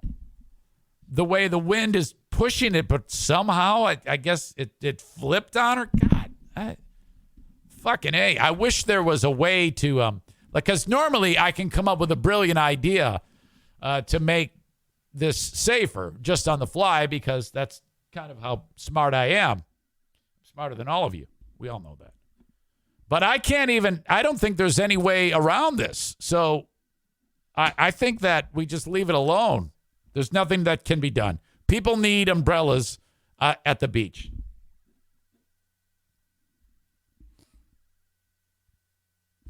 Leave it to Amanda to miss something and then write in the chat, hey, are we still talking about Tommy Lee's penis? Wouldn't it be easier to just listen than type all that? You know? Come on, that's funny. Oh, then it says Amanda was making a joke about the woman being impaled. I get you. I see. Doesn't translate on the text to me because I'm obviously stupid. Chris says that was her first funny joke. Come on. All right. You're getting rave reviews. Rave reviews. All right. Sorry. I'll lay off you. Paul Forster, I mean it. I'm going to see you at paintball because I am scared to death that there will be no one at paintball. Free pizza party. Okay? Free pizza party. Trouble at the cemetery. This one unfolded in California. This is a mom died, and you've got this family of losers burying her, and there's two siblings. The lady who died, her son and daughter don't like each other. And as I understand this, they kind of expected that the son in this scenario was going to cause trouble. Excuse me. At the funeral. So, and they talk about this in the story. Audio, check. That they were prepared. They had like a taser in case this guy acted up. Now, they didn't end up using the taser on the guy. he was like, all right, I got to get the fuck out of here because they got a taser. He goes to the parking lot of the cemetery, and it's a curbside, not a curbside, it's a graveside burial. You know, they're actually putting mom in the ground. All of a sudden, they hear a car racing, and it's hitting tombstones and water mains, and people are scattering, and the son rams a person trying to kill his sister and then smashes into the casket. Unbelievable. What a story. Here you go. Supposed to be a celebration for their mother, who is being buried right here at Rolling Hills Memorial Park in Richmond. But even a burial ceremony couldn't stop the long-standing feud between a brother and a sister. Saturday afternoon about 1:30. Sergeant Aaron Pomeroy with Richmond Police has been on the job for years, but he's never seen anything like what happened this weekend. A family fighting on top of grave sites at Rolling Hills Memorial Park in Richmond. A family member brought a This cop is ready to bust out laughing the whole fucking time. Stun gun to the services because of this long-standing family issues. They were there to He is laughing. Family matriarch, but police say a feud between a brother and sister led to punches being thrown and much more. One of the family members tried to drive over and run his sister over with the vehicle. He missed his sister, but hit another relative and a water main, flooding another empty plot. No one was seriously injured, but police say it left behind $20,000 in damages. Wow. He drove over some headstones, damaged some headstones. He severed a water main, I think probably from a sprinkler or something like that caused flooding in the area before they could actually get up there. I like how it's been said now 3 times. I said it, the reporter said it, and now the cop's saying it. And shut the water off. The grounds are safe. Okay, this lady represents the cemetery. She's like, your loved ones can be buried safely here. Camilla Thompson is the manager of Rolling Hills. She made it clear this was a bizarre incident and not anything the cemetery would tolerate. She wants to make sure people... Wait, oh, well, boy, what a hard stance. We will not tolerate people driving their cars over the graves and smashing into water mains and running over people in caskets. People know this remains a safe place for families to respectfully It's a safe, fun cemetery. Come on into the cemetery. Reflect and mourn. Do not worry at all. Your loved ones interred here are very safe, and the staff is here to assist all of the families. She also says any damages to grave sites will be covered by the cemetery. And now the county DA will decide if the brother responsible for these damages will face criminal charges. In Richmond, Pete Serratos, NBC Bay Area News. Cemeteries are kind of a waste of time.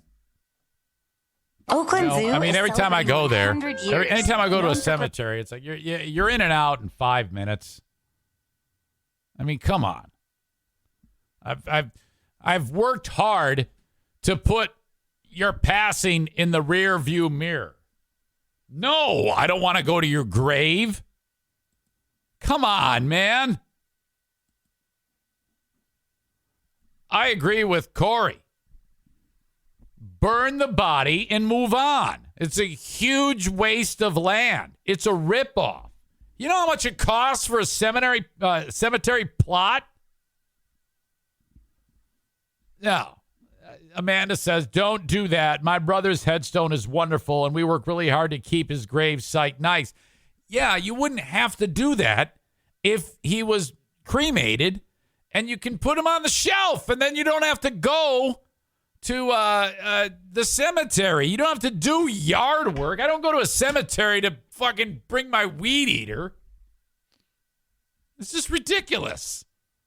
This is absolutely ridiculous. No more cemeteries. You burn the body, you get the ashes, you divide them if you want, you know. All better ideas. Corey says put family members in the backyard. Even better. No, I don't want to do that. Because if you sell the house, you know, you got to take them with you, right? No, I mean, seriously, there's so many great things you can do with the ashes, you know? Like the NFK, he's got a little vial full of his brother's ashes. Dave, the other half of the Doobie Brothers. And he wears it around his neck. I mean, how spectacular is that? No need to go to a grave site. My God. And these veterans. Jesus. Come on. Enough. Enough.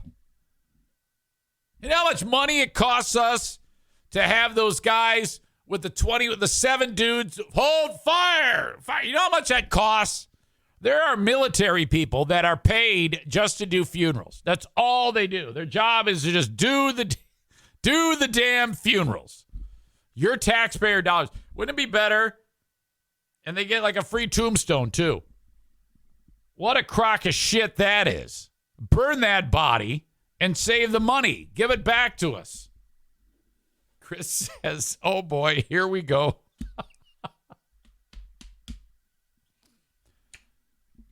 Linda says, I talk to my parents every day. I don't need to stand at their graves and be sad. I am loving the fact that we are all on the same page here.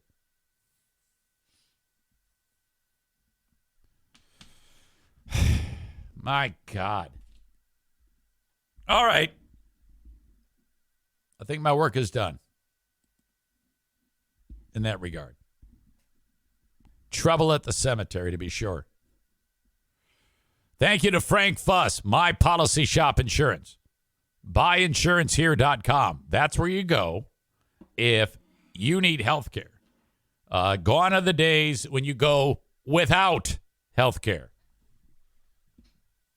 I don't care if you're working 60 hours a week at frickin' Burger King and you don't have insurance. There's no excuse. None. BuyInsuranceHere.com is the website that links you up to Frank Fuss. And Frank is going to help you navigate healthcare.gov. You're not buying a policy from Frank. He's connecting you with the appropriate policy for your healthcare at healthcare.gov. He does all of the heavy lifting, crosses all T's, dots all I's. You have a conversation with him, he'll do the rest. You can have insurance by the end of the day today. Not even kidding.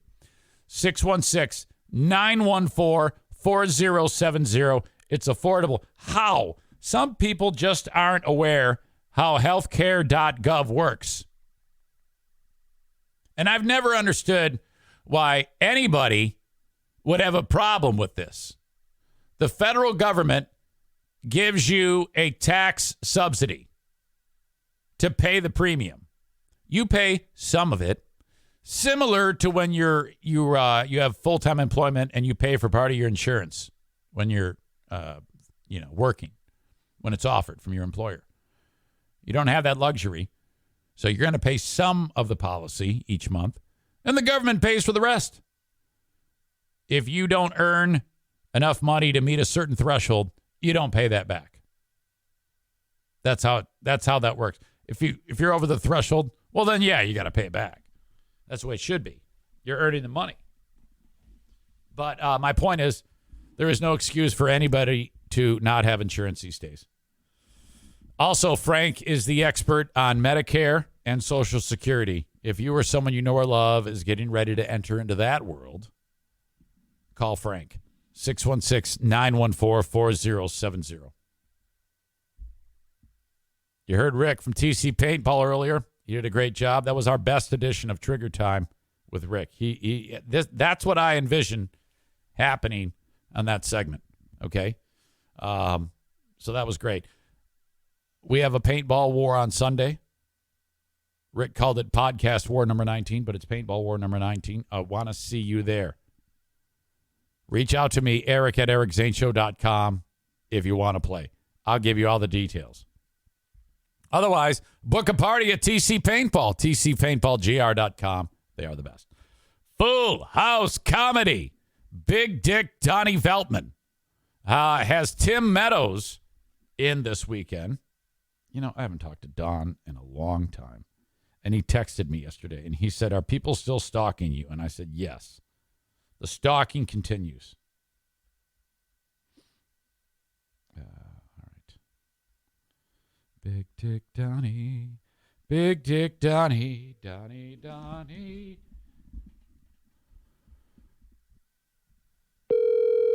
He actually volunteered to swing his dick at whoever was doing that and cause damage. Hey, buddy, did you see that picture of Tommy Lee's dick? No, I didn't. Okay, you're live on the podcast. Tommy Lee posted a nude picture of himself, and I think you've got company. I think that the penis size is could rival yours, but I've never actually seen your penis in person. I don't know what the correct answer is here on that. I want to see it now. Yeah. Just to find out. Yeah. Is that weird? No, it isn't weird. It isn't weird. It's a beautiful penis, and I think you need to see it. So you just search Tommy Lee penis, and he did a full frontal Facebook and Instagram pic. I think it's still available on Twitter. You can find it anywhere. But should I search that right now while we're on the? Yeah. Oh, yeah. If you want, you can see for yourself. I can even send it to you. We'll go speakerphone. I'm gonna search this. Yeah. Tommy Lee. I don't know if I want you sending me dicks though, so I'm gonna search for it. Okay. Fair enough. I get it. Let's see. Yeah, because a lot of them are edited.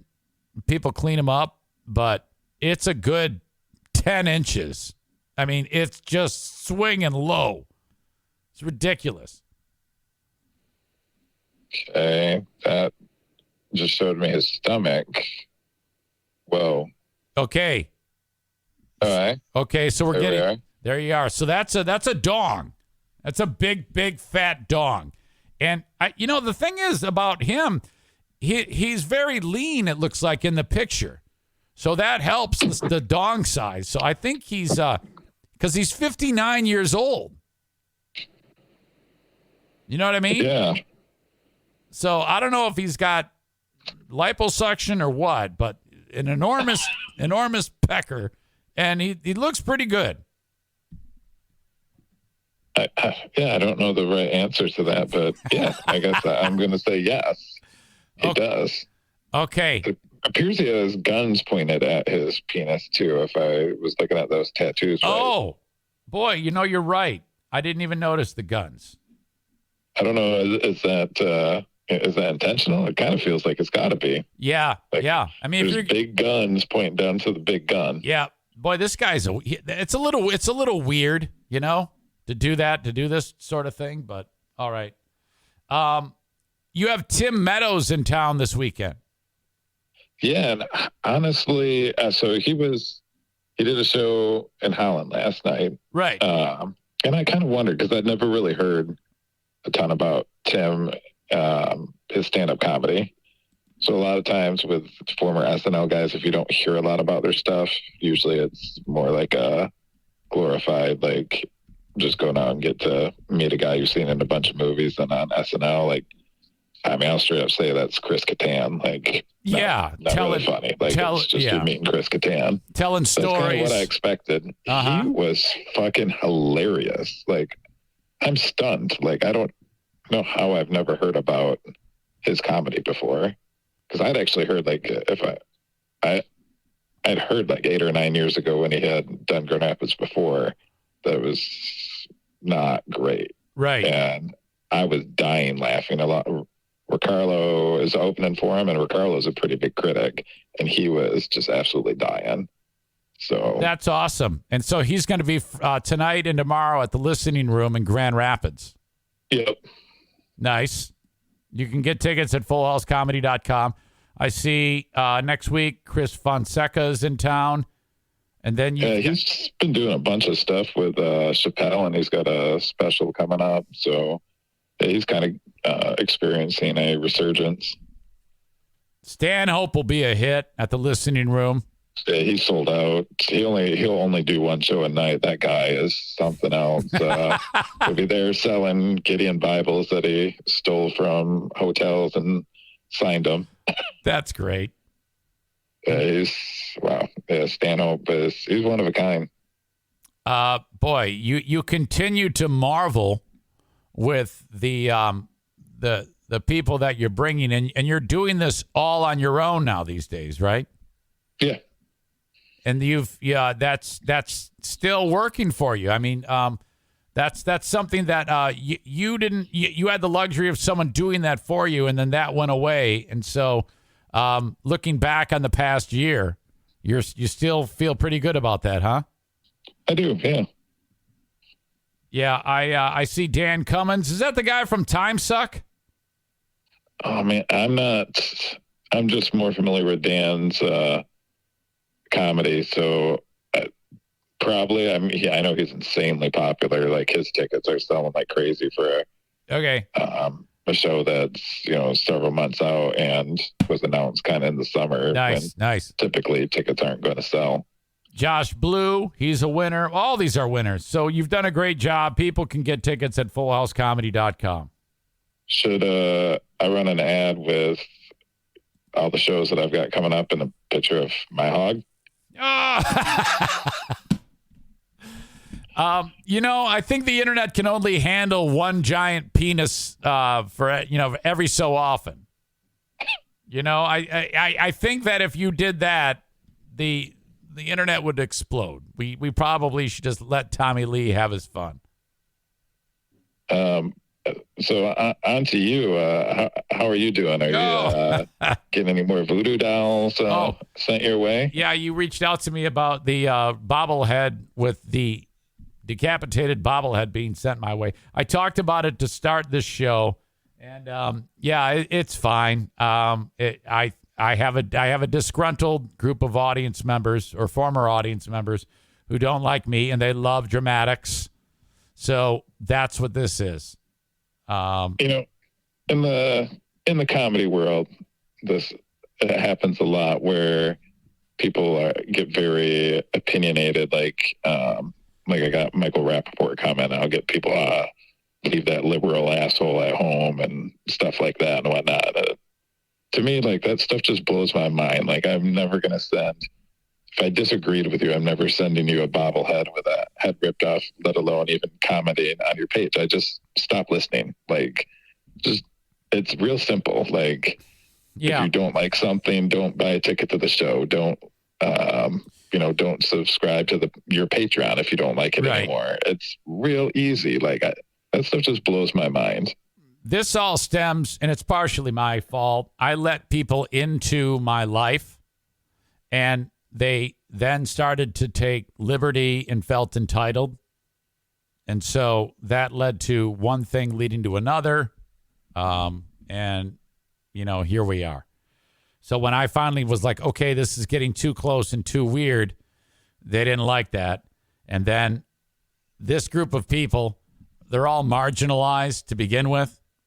They, in their own world, prior to meeting these people, none of them had any friends. Okay? So now they're all friends. It's like in school, when you were in high school, and the losers actually get together and make their own clique of losers, and that's good for them. That's what this is. Me and Mike Ball did that. So in high school. We went to high school together, though, so I just felt like I should add that. No, that's great. Yeah, I was like that, too. Okay, man. Well, you are the best, and I will be talking to you soon, okay? You should come out to Meadows. Come hang out. Are you going to be there? Yeah, I'll be there tonight. Maybe I will. I can't be there Saturday. Vaughn's got a bunch of baseball. Is your son still a super athlete? Is he still a super athlete? Yeah, he's on a travel baseball team. They've got a tournament in Muskegon Saturday and Sunday, and they play until like probably 7, 8 o'clock. It won't get done till then in Muskegon, so there's no way I'll make Saturday, but I'll be there tonight. If you don't have anything going on, come out tonight. Love to hang out. Is he 12? What's his age? Oh, geez, no, he's 14 now. Okay. What did you think about the kid? He's going to be a freshman. The kid who hit the dude in the head in Little League, and then the kid hugged him. Did you see that deal? That was so awesome and so heartwarming. And that kid doesn't realize like, I know he didn't do it for this, but that kid will be permanently remembered for doing that. I thought the hug was a little odd. It was a little, because it was so full frontal. It was like a dick to dick kid hug. I didn't see it that way. I just seen, you just could see it looked like that picture was crying and that kid was like, yeah, it was great. I don't know, just a moment of humanity where it's like, hey, like, it's okay, man. Like, I don't know. There's not a lot that moves me. And I watched that and I was like, oh, wow, that's something. Can you imagine if they did that and some guy decided to do that in the major leagues? I don't see that happening. Like, totally. He'd hug him with his bat around his face, probably. That's what happens in the majors. Don Veltman, you're a legend. Thank you. I'm going to let you know either way if I'm coming tonight. I got to talk to the Queen of the Forest. All right. Sounds good. All right. Thank you. Thanks, Eric. Bye. Bye-bye. Big Dick Donnie. Always good to catch up with Big Dick Donnie from time to time.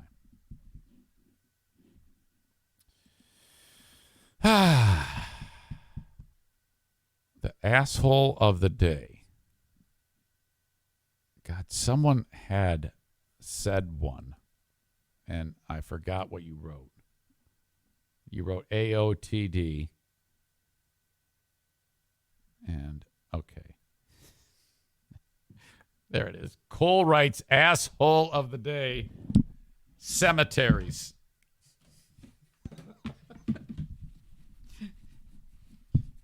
I could make this even worse.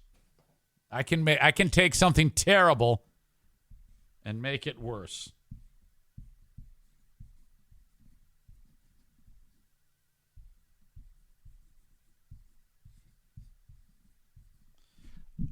Is it, yeah, it does end in IES.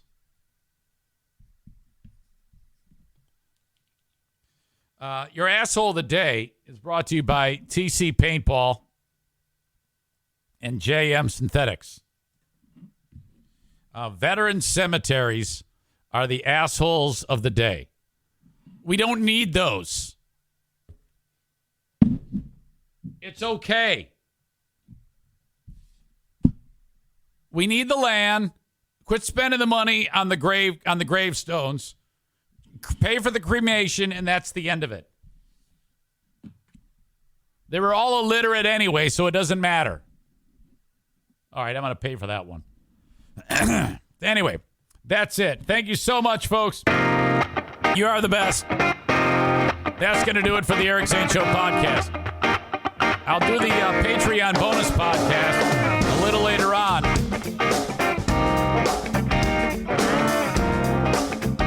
And we'll have a good time there. Patreon.com/Eric Zane.